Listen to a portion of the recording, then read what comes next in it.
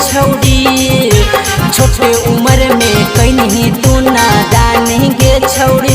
त कैसे गिरी गेलौ तोरे जवानी के पानी गे छौरी, त कैसे गिरी गेलौ तोरे जवानी के पानी गे छौरी। घूमी घूमी के कहीं तू मना मानी गे छौरी, घूमी घूमी के कहीं तू मना मानी गे छौरी। त कैसे गिरी गेलौ तोरे जवानी के पानी गे छौरी, त कैसे गिरी गेलौ तोरे जवानी के पानी गे छौरी।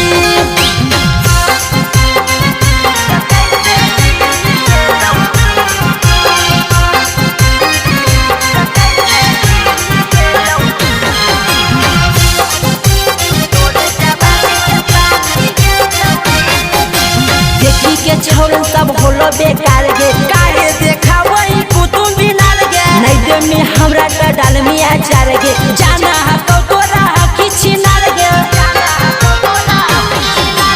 देखी के छोरन सब होलो बेकार गे, काहे देखावई कुतुम बिनाल गे। नैदे में हमरा का डालमिया चार गे, जाना हको तोरा हकी छिनार गे। सब लइकन के डाली दिल परेशानी में छौरी, सब लइकन के डाली दिल परेशानी में छौरी।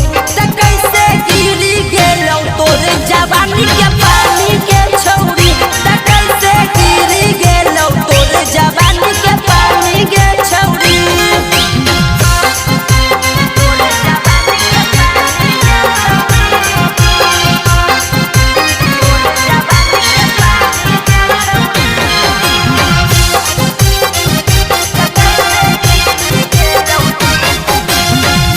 लड़का से करवो ही काम गे, लेबा का छोड़ा बड़ी नाम गे। कितना छौरी हकवा बदाम गे, हो जीवो छौरी हम बदनाम गे।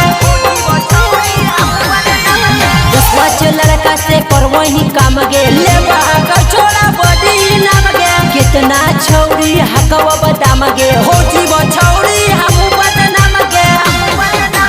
महिष मिश्रा बनई तो दिलवा के रानी गे छौरी, दिली बेदर भी लिखतौ तोरे कहानी गे छौरी। त कैसे गिरी गेलौ तोरे जवानी के पानी गे छौरी, त कैसे गिरी गेलौ तोरे जवानी के पानी गे छौरी। बिना रिकॉर्डिंग स्टूडियो ईशुआ शेखपुरा।